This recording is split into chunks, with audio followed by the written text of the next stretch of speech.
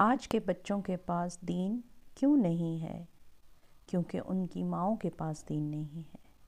اور ماؤں کے پاس دین کیوں نہیں ہے؟ کیونکہ گھر کے مردوں نے دین سے دوری اختیار کر لی ہے۔ انہیں اس بات سے کوئی فرق نہیں پڑتا کہ ہماری عورت دیندار ہے یا نہیں، یا ہمارے بچوں کی تربیت کیسی ہو رہی ہے۔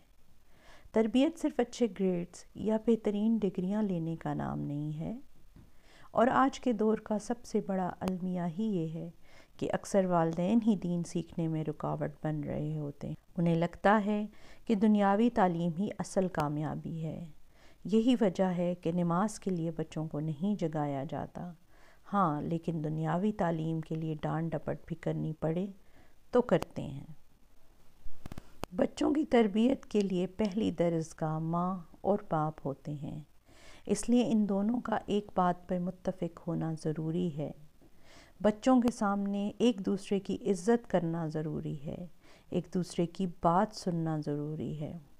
بچہ سب سے زیادہ دیکھ کر سیکھ رہا ہوتا ہے، لہٰذا پہلے تو والدین اور ساتھ رہنے والوں کو مشترکہ خاندانی نظام میں اپنے ہر عمل کے ساتھ یہ یاد رکھنا چاہیے کہ بچہ یہی سب کچھ مستقبل میں کرے گا جو دیکھ رہا ہے۔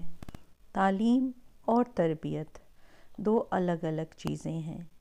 بچے کو اسکول اور ٹیوشن بھیج کر ہم اس کے تربیتی تقاضے پورے نہیں کر رہے ہیں، بلکہ علمی تقاضے پورے کر رہے ہیں۔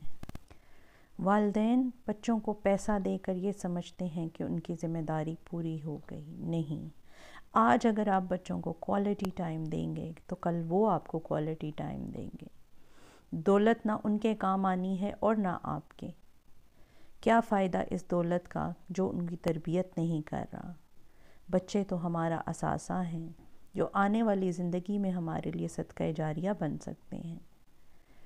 تو کمانے کی فکر چھوڑیں، بچوں کی فکر کریں۔ سوچیں کہ آپ کے بچوں کی تربیت ویسی ہو رہی ہے جیسے ہمارا دین تقاضا کرتا ہے۔ ذرا سوچئے۔